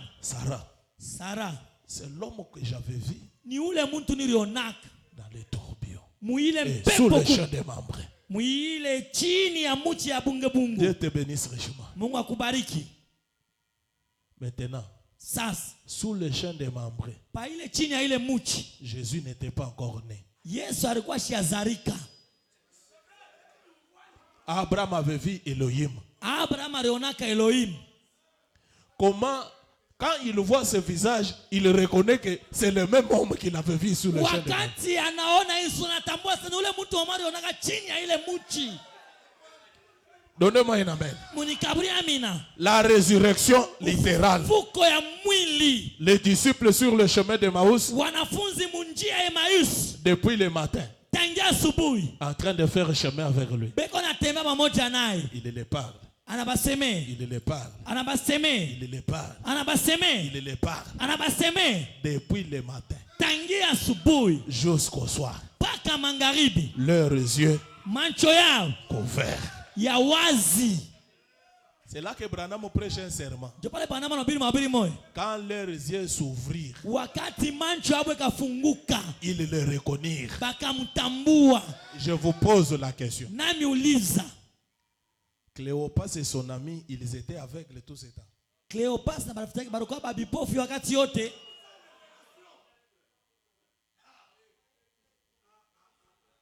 Tout ce temps, ils voyaient. Hiyo wakati yote banaanza kuona. Est-ce que vous aussi vous dites que vous voyez, mais j'ai comme impression que vous ne voyez pas. Juu na mama nasema Mungu naona. Niko naona c'est comme si amuone. Maintenant, voir c'est quoi? Sasa kuona ni nini basi? Et la résurrection c'est quoi? Na ufufuko basi ni nini? Tout ce temps, ils voyaient. Hiyo wakati yote banaanza kuona. Et ils ont marché avec lui. Na balitembea La wote. Bible dit très bien. Bien ça mzuri. Oh, le vendredi, on va revenir pour le chemin de Maús. Mukazitani tutarudia juu ya barabara ya Emmaüs. La Bible dit très bien. Biblia inasema mzuri. Ils étaient en train de marcher Balikuwa banatembea avec lui. pamoja naye. Et la Bible continue pour dire que mais leurs yeux étaient aveuglés, ils ne voyaient pas. Biblia inasema macho yao ilipofusha lakini wakaanza kuona. Il les parle. Anasumburia na anabahubiri. Anahubiri. Branham dit, Branham anasema, pas le temps de tout lire. Il dit, tena wakati kusoma Biblia anasema, allez dire à mes disciples. mwende kuambia wanafunzi wangu. Lisez dans cela. Mwende mwili. Allez dire à mes disciples. Mwende mkaambie wanafunzi Ça, wangu. ce sont des histoires qu'on a lues il y a très longtemps. Ni vitu tulisoma. Ça y est ici. Iko hapa. Ça y est même jusqu'ici. Iko hata hapa. Paragraphe 89. Mwile kibeta 89. Nous, on a abandonné la science pour avaler la matière ici. Shi tuliacha elimu juu ya kumeza hivi. Je connais un professeur à l'université qui nous donnait les cours d'économie monétaire. Quand lui passe dans l'auditoire, il est sans syllabis. Ashana syllabis. Il nous a déjà vendu les syllabis. Il dit Acha seulement, kushia syllabis anasema tu. ouvrez telle page. Mfungule karatasi fulani. Ça commence à sortir. Binti vinaanza kutoka. On lui pose des questions. Il dit, Tunamuuliza, petit, mtoto. matière ezati awa. Matera cha kufika tina hapa. Avaler les messages jusqu'ici. Tumeze ujumbe paka Ne na soyez pas hapa. seulement les gens qui viennent. On vous dit quelque chose, ça vous étonne. Il a Mais mis prenez challenge. le temps de lire à la maison. Wewe wakati ya kusoma nyumbani.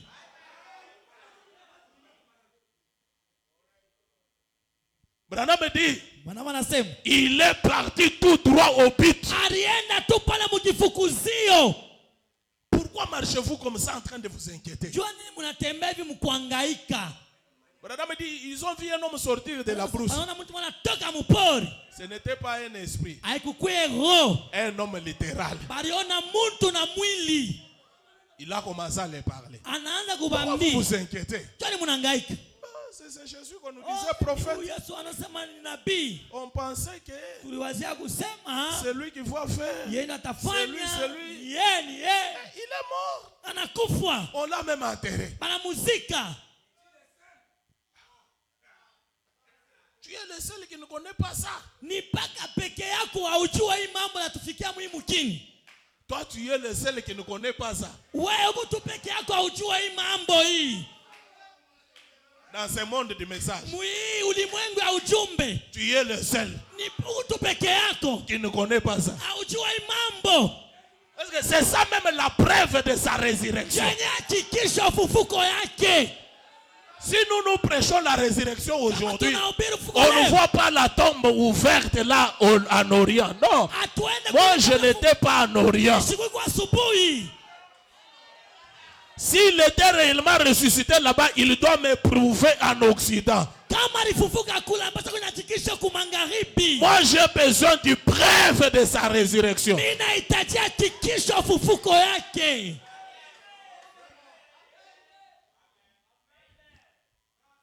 Il commence à leur dire, Anaanza kubambia homme lent bantu ba vivu en esprit, muro pour croire juu ya kuamini à ce que les prophètes ont dit. kwa ile wanabii walisema. Il n'avait pas dit que dans 3 jours il va ressusciter. Eti asikusema sote atafufuka. Oui, il avait dit. Ndiyo, alisemaka. Et puis ce matin, Tangia asubuhi on a entendu quelques murmures. tunashikia sema tu nasema sema chini chini. Il y a eu 3 femmes qui sont parties à la tombe. Ils disent que la tombe est vide. Kuko banamke watu wakaenda kaburi nasema kaburi D'autres kuanza. disent qu'on a volé son corps. Pengine wanasema riba mwili yake. On a brûlé le corps. Au balichoma mwili. Mais vous, qu'est-ce que vous dites? Sasa mwe mnasema nini? Il commence à prêcher. Il commence à prêcher. Il Anaanza prêche. kubahubiri. Attiré par sa façon de prêcher. Wanafunzi wanakokotewa na namna yake ya kubahubiri. Personne ne prêchera pas comme Jésus. Hakuna mtu anaweza kuhubiri sawa Yesu. Écoutez une prédication de depuis le matin jusqu'au soir, les gens ne se fatiguent pas. Kushikia mahubiri asubuhi Quand même ils voulaient partir, ils l'ont supplié. Banamusi, Ne pars pas, ushende. reste avec nous. Bakia pamoja nasi.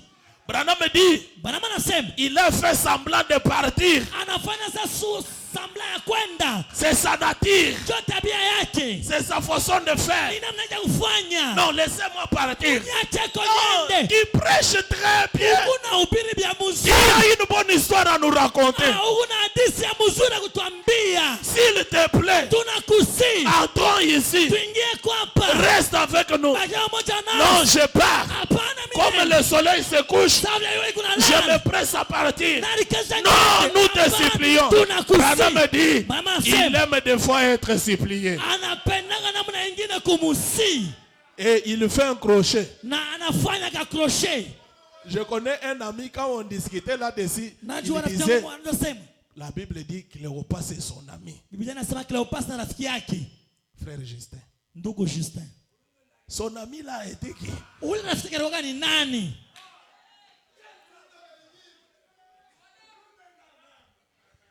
Alors quand ils sont en train, Wakati banenda.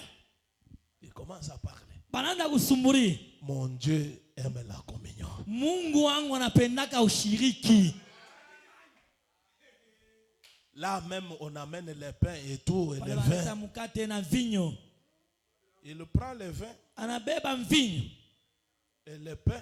na mkate. Quand il rend grâce, Wakati anaishukuru. Cléopas regarde son ami. Cleopas anatazama rafiki yake. Son ami lui regarde. Rafiki yake anamtazama. Et quand il brise les pains, Wakati anavunja mkate.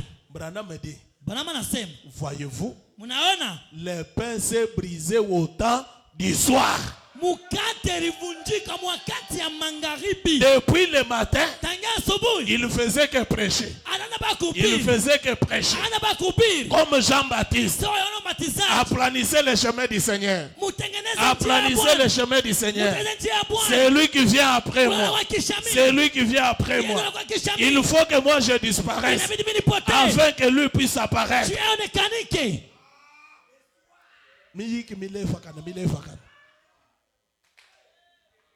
Et arrivé au soir, quand il brise le pain, Cléopas se dit, personne n'a jamais brisé le pain comme ça. Est-ce que je peux entendre la main? Son ami dit, non, personne n'a jamais brisé le pain comme ça. Il n'a qu'à être lui. C'est lui. C'est lui. Moi, Bilayou, Fatoukavu. Ah, banona mtu anapotea. Et ils sont restés. Na banabati. Il est où? Ekwa. Il est où? Ekwa. Parti. Ashakwe. Branham me dit, Branham anasema. depuis tout ce temps Tanja ile wakati. que je vous prêchais, ce n'était pas mon message.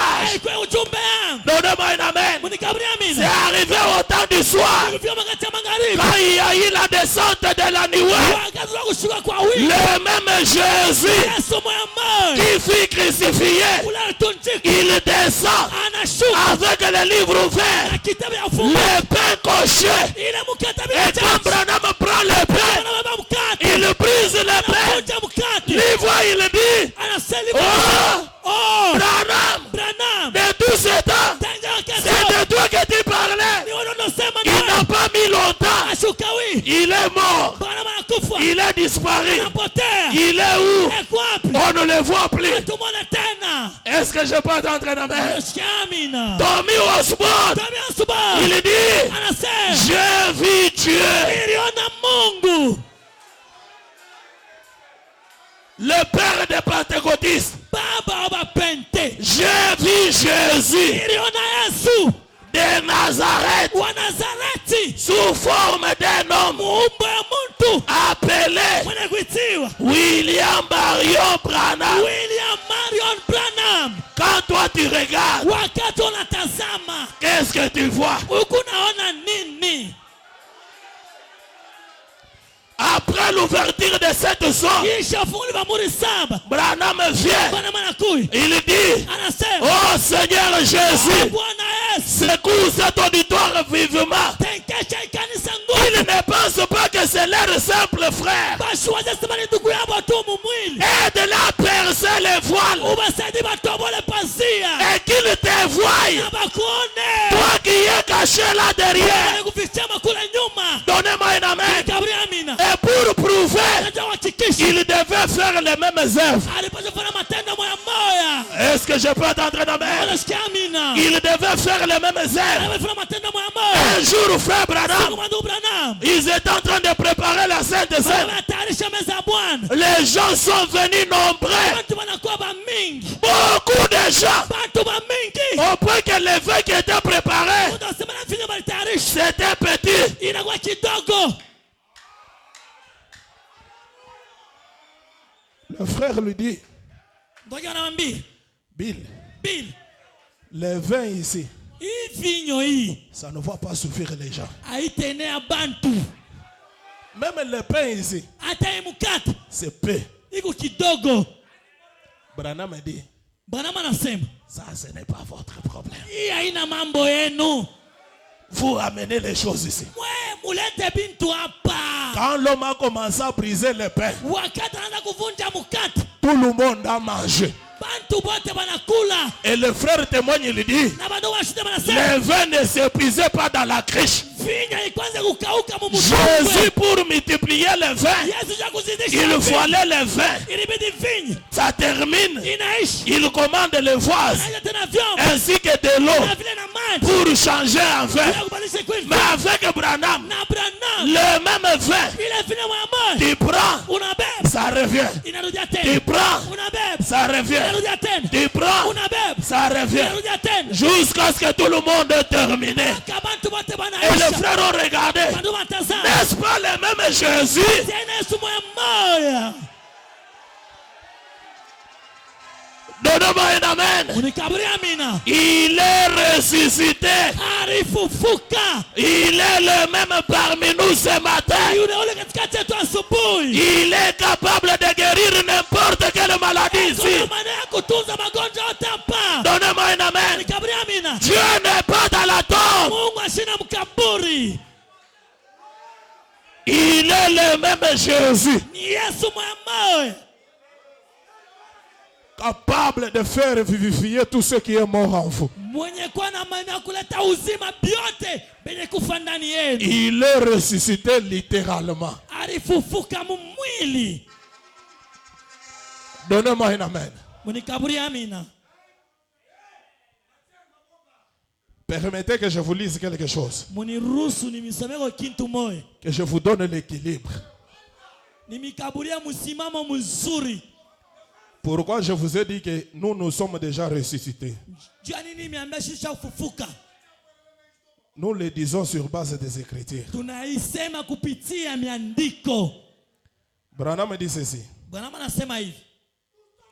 Jésus, Yes, lui, qui était né d'une vierge, il n'avait pas de péché. C'est pourquoi il devait ressusciter littéralement. Nous qui sommes nés du péché, nous n'entendons pas une résurrection littérale. C'est pourquoi j'ai commencé par vous montrer les savants Job. 4000 ans après, quel serait le corps de Job? Parce que toi, tu attends la résurrection comme si tu vas ressusciter littéralement. Ton corps ici va ressusciter. Amen. Dans la 6e dimension, il n'y a pas de mort.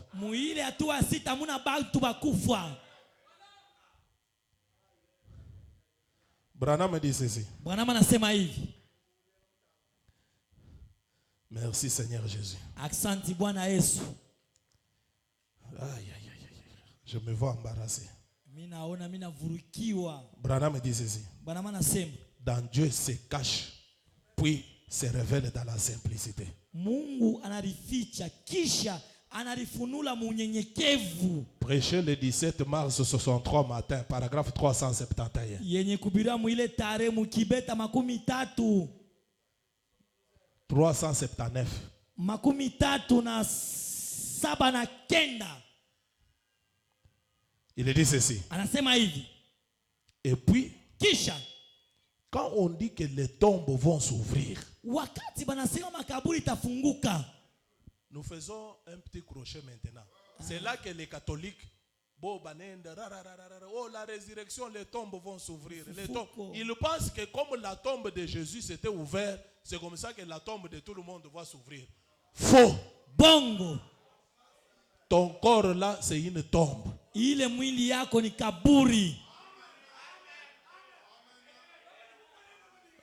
C'est pourquoi David dit, oh Dieu, oh Mungu, délivre mon âme de la prison de la mort. Fungula nafsi yangu mwadezi ya lufu. La prison de la mort, ile adezi ya lufu, c'est ton corps. Ni mwili yako. C'est une tombe. Ni kaburi. Et le réel toi, na wewe bya kweli, tu es enfermé dans la tombe. Ushakufungiwa mkaburi. Et tu es mort. Na ushakufa. Aussi longtemps que tu n'as pas encore reçu le baptême du Saint-Esprit. Wakati yote uyapokea ubatizo wa Roho Mtakatifu. Quand tu reçois le baptême du Saint-Esprit, wakati unapokea ubatizo wa Roho Mtakatifu, ce n'est pas quelqu'un d'autre. Haina mtu mwingine. C'est toujours toi. Ni paka wewe. Et la Bible dit, Biblia inasema, tu passes de la mort unapita kulufu à la vie. Unaenda kuzima. Alors, tu étais à quelle mort? Ulikuwa kulufu kani basi?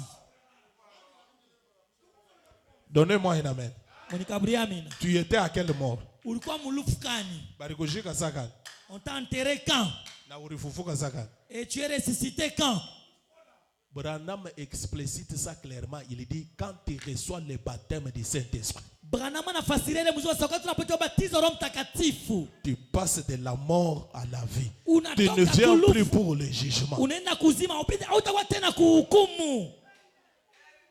Et la mort, na lufu, Branham dit, c'est la séparation éternelle avec Dieu. Ni kuachana kwa milele na Mungu. Et la séparation là est due au péché. Na ile kuachana ni juu ya nzambi. Et le péché c'est l'incrédulité. Na nzambi ni kutokuamini. Tout incrédule est mort, même s'il est en train de marcher en cravate et tout ça. Il est mort. Le jour qu'il va croire, il ressuscite.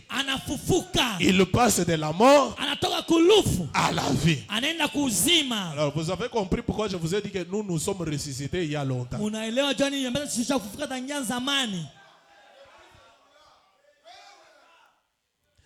Branham me dit, et puis quand les gens disent, les tombes vont s'ouvrir. Branham me pose la question.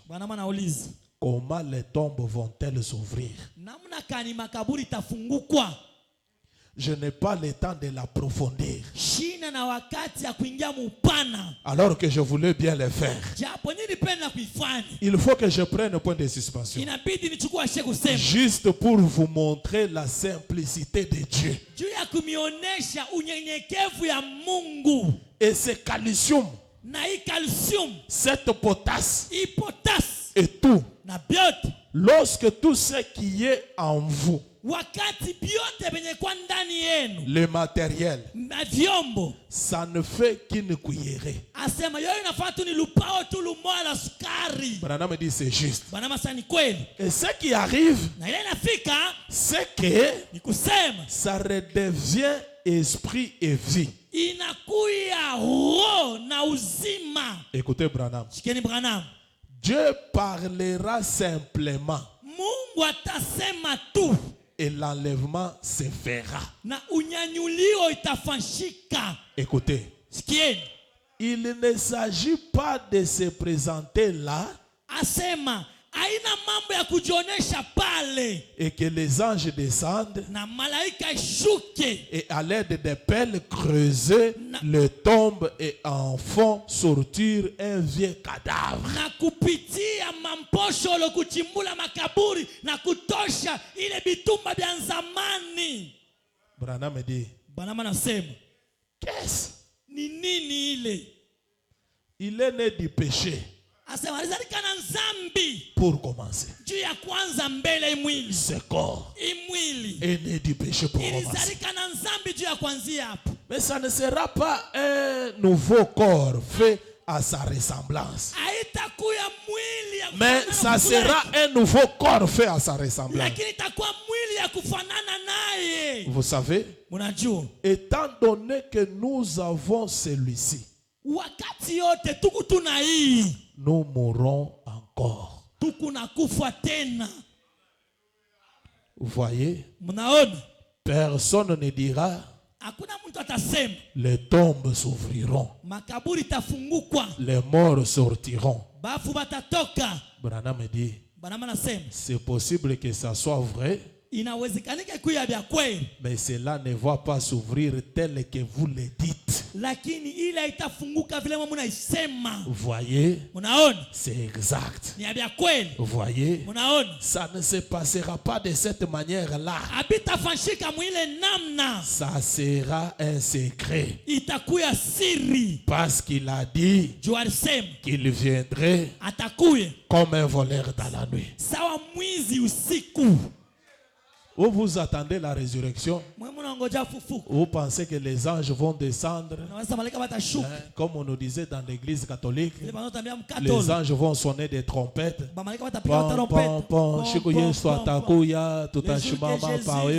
allons tenir dans les airs. Branham dit ce n'est pas ça. Et les anges vont descendre avec des pelles. On déterre les tombes. Et on fait sortir un vieux corps.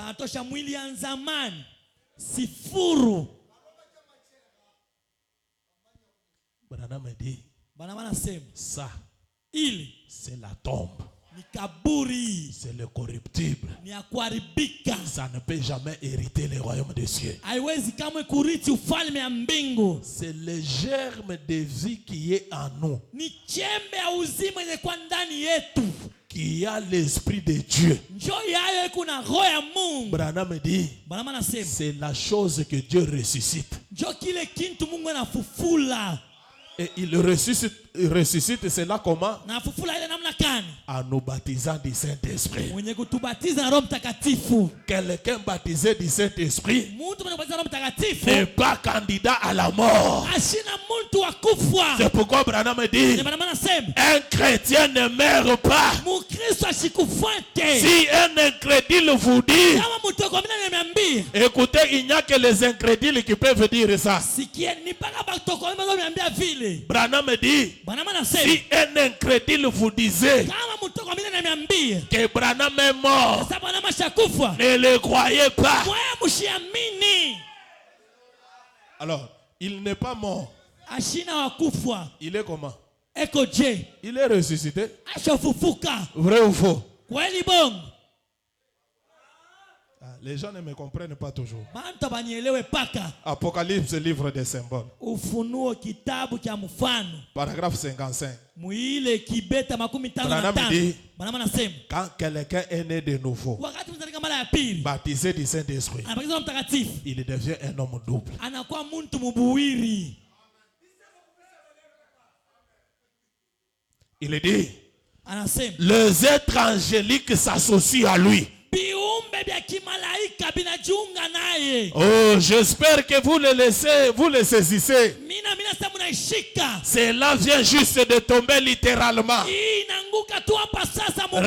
Regardez. Tazameni. Et si vous avez le Saint-Esprit en vous, kama na Roho Mtakatifu ndani yenu, alors vous êtes un candidat à l'association avec le monde invisible. Na vile muku bantu banakuwa mwapatano na bantu wa mbingu. Et le surnaturel. Na ya masajabu. Il n'est pas étonnant que les gens ne puissent pas croire en ces choses. Haina ya kushangaa bantu bakatale kuamini ndani ya C'est vitu. tout à fait normal Ikutu ya mzuri. que les gens ne croient pas à ça. Bantu bashinde kuamini. Ils ne sont jamais entrés en contact. Aba injaka mapatano. Il n'y a rien ici à l'intérieur Hamuna kitu hapa ndani. pour croire. Jia kuamini. Mais lorsque le Saint-Esprit vient dans un cœur, Wakati Roho Mtakatifu ndani ya moyo, aussitôt, pale pale, il devient alors un être double. anakuwa muntu mubuwiri. L'un de la terre pour mourir Mmoja hii udongo juu ya et kufa. l'autre du ciel pour vivre. Na mwingine wa mbingu juu ya kuishi. Donnez-moi un amen. Nikaburia mina. Branham dit, Mama sema, dans son corps, mwili yake, il est toujours sujet à la mort. yani pa kituo ya kufa. Mais dans son âme, Lakini munafsi yake, il est passé de la mort à la vie. anapita kulufa na kuzima. Dans son corps, Mwili yake, il a un contact avec les 5 sens terrestres. eko na mapatano na udongo ya ipa dunia hapa. Dans son esprit, Roho yake, il a un contact avec Dieu eko na mapatano na Mungu. par le Saint-Esprit. Kupitia Roho Mtakatifu. Et les anges de Dieu Na malaika ya Mungu le visitent, banamtembelea. lui parlent. Banasema naye. Ils parlent avec lui. Anasema naye. Ils sont des messagers envoyés de Dieu Ni bajumbe wale Mungu anatuma. pour révéler Juu ya kufunula et apporter des messages de Dieu. na kuleta ujumbe ya Mungu. Il doit mettre des choses importantes en premier lieu. Anapasha kuweka kitu cha mafua pafasha ya Vous kwanza. ne pouvez pas poser la coupelle avant la fondation avant que la fondation soit posée. Hawezi kuweka karibu mbele ya misingi ekewe. Donnez-moi un amen. Munikaburia amina. Mettez les choses importantes en premier. Mweke bintu bya muhimu mbele. Cherchez premièrement le royaume des cieux. Utafute mbele ufalme ya mbingu. Baptisé du Saint-Esprit. Mbatiza Roho Mtakatifu. Baptisé du Saint-Esprit. Mwenye kubatiza Roho Mtakatifu. Un homme double. Muntu mubuwiri. Tu es poussière. Huku mavumbi. Tu vas retourner à la poussière. Utarudia ku mavumbi. Mais celui-ci, Lakini huyu, celui de l'intérieur, ule wa ndani, le réel toi. wewe wa bya kweli. Une fois baptisé du Saint-Esprit, Pale tunabatiza Roho Mtakatifu. il n'est plus candidat à la mort. Ashina tena muntu wa kufa. Il est passé de la mort Anatoka kulufu. à la vie. Anaenda kuuzima. C'est le mystère du roue dans la roue. Amina. Ni siri ya mupeto ndani ya mupeto Quand wengine. cette roue mortelle s'arrête, Wakati mupeto ya lufu inashimama, ça s'ouvre. inafunguka. La roue immortelle Mupeto ya bila kufa continue la marche. inaendelea Tu kuzunguka. étais chrétien de ce côté, Ulikuwa Mkristo ing'amu, la mort t'attrape, lufu inakubana. la mort physique. Lufu ya mumwili. Tu passes de l'autre côté, Unaenda ng'amu ya tu pili. es toujours chrétien. Huku paka Mkristo. Donnez-moi un amen. Munikaburia mimi. Je suis prédicateur de ce côté. Niko mhubiri La ng'amu. mort m'attrape. Lufu inanibamba. De l'autre côté, Ng'amu ya pili. je suis toujours chrétien Niko paka et Mkristo. prédicateur. Na mhubiri. Et la Pâque Na Pasaka nous restaure. inaturudisha. La Pâque Pasaka nous redonne tout ce qu'on a perdu. inatukaburia vyote tulivyopotesha. Écoutez ce que Frère Branham dit. Shikeni nama nasema. Je lis ceci pour terminer. Mimi nasoma juu ya kwisha. Je ne voulais pas prêcher, mais vous m'avez fait prêcher. Sikupenda kuhubiri lakini mnanifanya nihubiri. La restitution de l'arbre épouse, paragraphe 83. Kurudisha kwa mchi bibi harusi mwile kipande. Branham me dit ceci. Branham anasema hivi. Peu importe combien nous sommes petits. Asema mala ngapi tuko badogo. Tu peux te disqualifier ce matin. Unaweza kujitosha hii asubuhi. Moi je suis petit. Mimi niko mdogo. Moi je ne mérite pas. Mimi sistahili. Christ est mort pour toi. Kristo alikufa juu yako. Le sang a été versé pour toi. Damu ilivuja juu yako. Ça m'a toujours rappelé cette histoire du clochard ou d'un fou. Inanikumbushaka ile hadithi ya mwenda bazimu Qui voulait être opéré. Ule alipenda kupasuriwa. Et son opération était compliquée. Na ile kupasuriwa kulikuwa kwa nguvu. Et les médecins se sont dit, banganga banajambia, de toute façon, munamna yote c'est un fou. Ni kia mazimu. Même s'il mourit, hata kama nakufa, c'est un fou. Ni kia mazimu. Nous pouvons faire notre expérience, tunaweza kufanya onjo yetu, l'étude de l'expérience majifunzo yetu sur son corps. pa mwili yake. Tout d'un coup, kwa ghafla, le fou ouvre les yeux. Wabazimu anafungula macho. Il le dit, anabambia, Monsieur, mwananchi, je vaux quelque chose. Ni kwako wa bei. Christ est mort pour moi. Kristo alikufa juu yangu. Il a payé le prix pour moi. Alilipa bei juu yangu. Écoute-moi attentivement, mon frère et ma soeur. Kazupo ndugu na dada. Peu importe combien nous sommes petits, mala ngapi tuko badogo, combien nous sommes de basses conditions, mala ngapi tuko mahali ya chini, combien nous sommes impurs, mala ngapi tuko babuchafu, combien nous sommes impies, mala ngapi tuko buchafu, à quel point nous sommes malades, atua kani tuko bagonjwa, combien nous sommes affligés. mala ngapi tushakulemewa. La loi de l'Esprit de Dieu, sheria neno la Mungu, par sa parole, kupitia neno lake, amène cela à obéir à Dieu. inapeleka ile itii kwa Mungu, Lui force la main, inamkazisha mkono, disant ceci, nikusema hivi, restitue. rudisha. La Pâque Pasaka force le diable la main, inakazisha shetani mkono, lui disant, mwenye kumwambia, restitue. we shetani rudisha. La santé de mon frère que tu as pris, afya ya ndugu wangu lolibeba, le bien de ma soeur que tu as pris, mali ya dadangu lolibeba, restitue. rudisha. Branham me dit, Bwana anasema Dieu agit selon sa loi. Mungu ako anatenda kufuatana na sheria yake. Nous sommes pendant le moment des orges. Tuko mwakati ya George, Il y a Madivuno, la Pâque.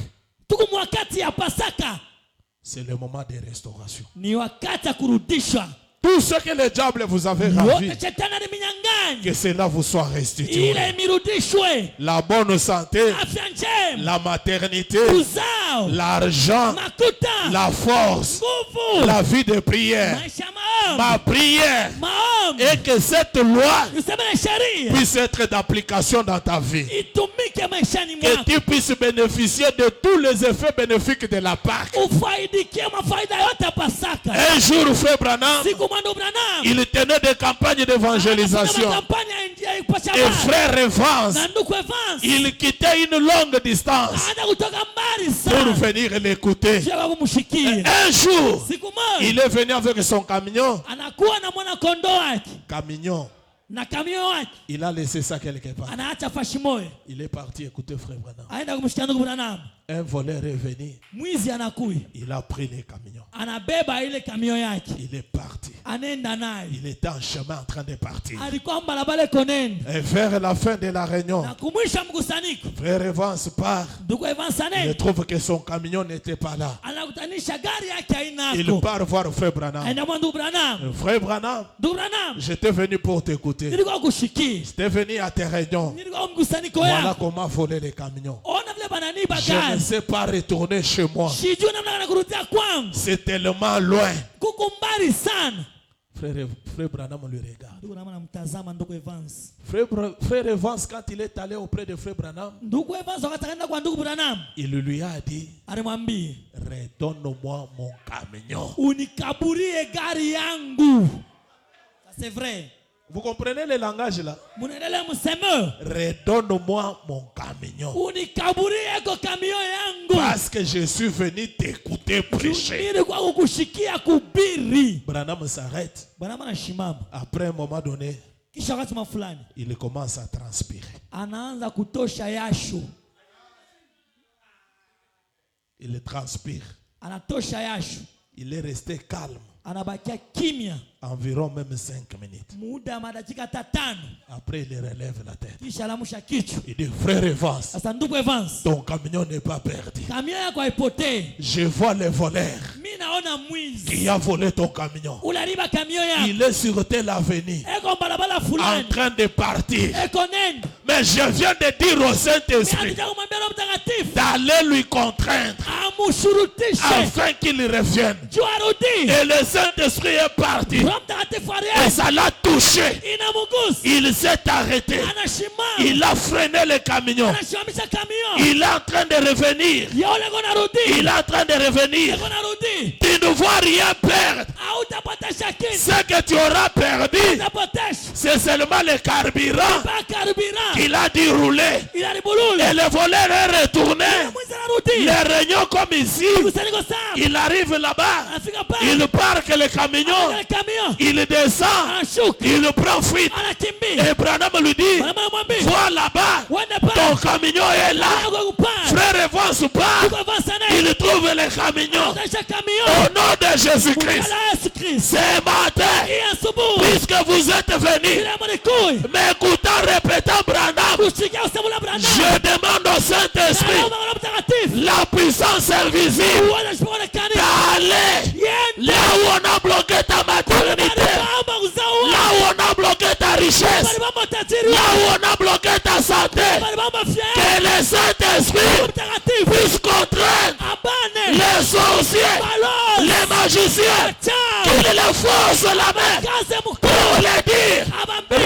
restitue, Murudishe. c'est la Pâque Ni Pasaka. qui vous ramène Aturudishe. votre bonne santé, Afya njema qu'il yetu. vous ramène Aturudishe. votre argent, Mafuta yetu. qu'il vous ramène Aturudishe. votre force, Nguvu yetu. qu'il vous ramène Aturudishe. votre maternité. Uzao yetu. Ça ne s'est pas arrêté là. Kusimame pale. Donnez-moi un amen. Kabriamini. Ça ne s'est pas arrêté là. Kusimame pale. Frère Evans Ndugu Evans. rencontre frère Oscar. Anapatana ndugu Oscar. Frère Oscar lui dit, Ndugu Oscar anamwambia. frère Evans, Ndugu Evans. est-ce que ce que tu dis là c'est vrai? Anasema ni vya kweli. Frère Evans lui dit, Evans anamwambia. oui c'est vrai ce que je te Ni vya dis. kweli mimi nakwambia. Frère Oscar, Ndugu Oscar. il avait perdu ses chevaux. Alipotesha wafarasi yake Il mbili. était un chasseur. Alikuwa Il mwindaji. était parti en brousse chasser Alienda mpori kuinda. avec ses deux chevaux. Na ile farasi yake Il mbili. avait attaché ça à un arbre. Alibamba kumuchi Il mmoja. entre en brousse. Aenda mpori. Il s'est perdu. Anapotea Il mpori. est retourné Anarudi. sans retrouver ses chevaux. Na kupata farasi. Les années se sont passées. Miaka inapita. Une année plus tard, Mwaka moja baadaye. il rencontre frère Evans. Anakutana ndugu Evans. Frère Evans lui Ndugu raconte. Evans anamwambia. Oscar lui dit, Oscar anamwambia. non, Hapana. je dois rencontrer frère Branham.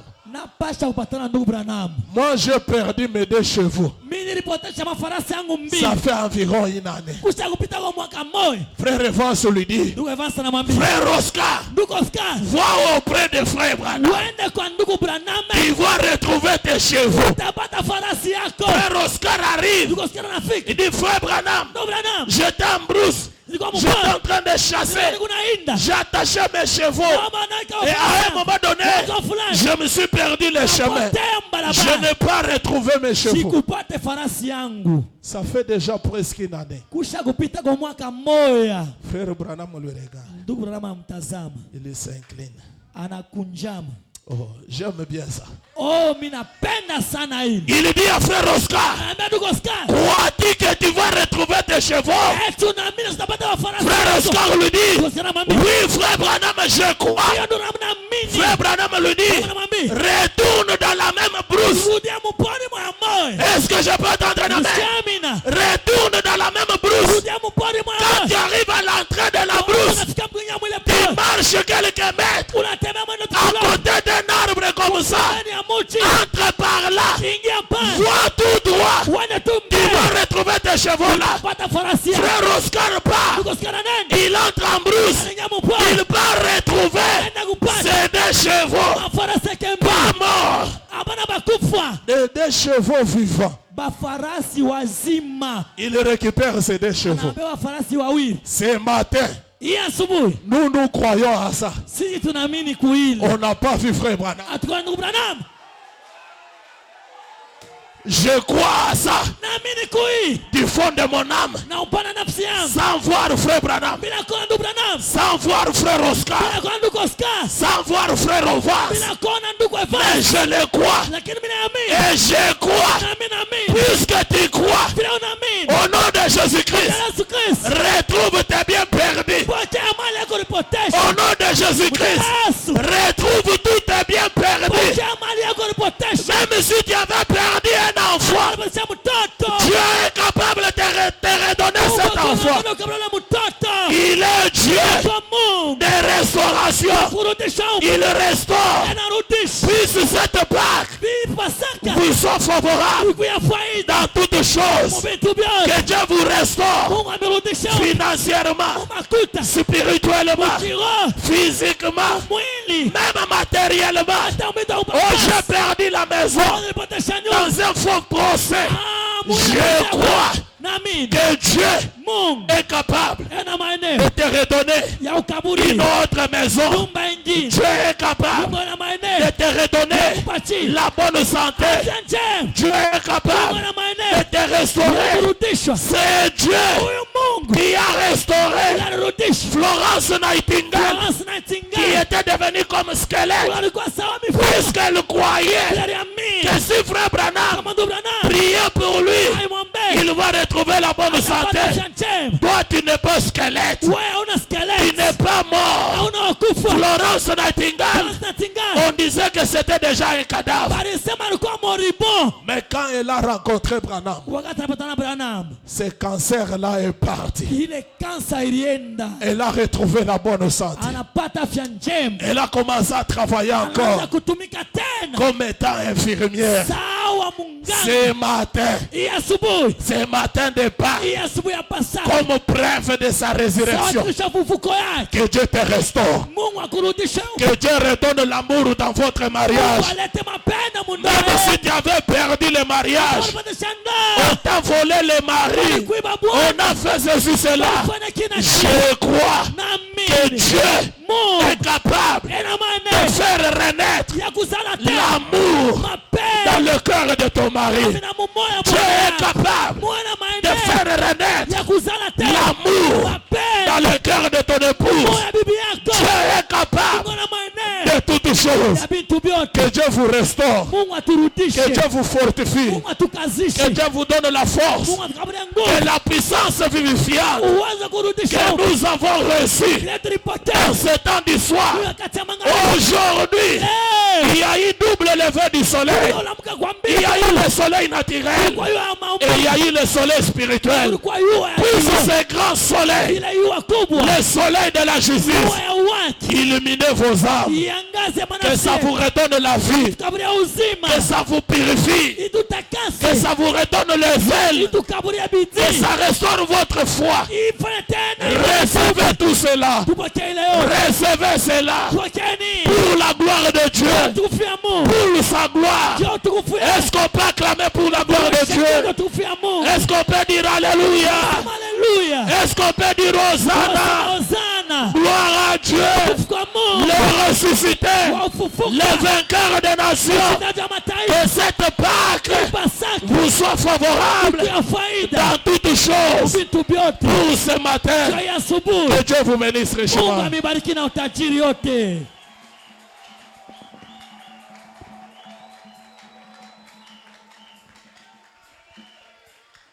Je vous prie de vous tenir debout. Que Dieu puisse vous restaurer. Oh, mon entreprise est en train de tomber en faillite. Amina. Oh, kampuni yangu inaanza kuanguka mkushinda. Que c'est Dieu qui a redonné les chevaux à frère Oscar. Huyu Mungu aleta farasi kwa ndugu Oscar. Que c'est Dieu qui a redonné les camions à frère Ovans. Huyu Mungu aleta kamio kwa ndugu Evans. Vous restaure. Aturudishe. Vous allez les vivre encore. Amen. Tutaishi hiyo tena. Dieu peut le faire encore. Mungu anaweza kuifanya tena. Et encore. Tena. Et encore. Na tena zaidi. Nous avons entendu. Tulishikiaka. Maintenant, Sasa leo j'aimerais voir. minapenda kuona. Maintenant, Hapa sasa je vois. naona. Il a restauré les autres. Arudisha bengine. J'aime qu'il me restaure. Minapenda nirudishe nami. Nous allons chanter ces cantiques-là. Tutaimbele mwimbo. Au fil des temps, j'ai entendu les gens qui me disent Mwakati ya zamani sikia bantu wananyambia. que Dieu te donne un second miracle. Mungu akukaburie mujiza ya pili. Il est Dieu. Eko Mungu. Il va le faire. Ataifanya.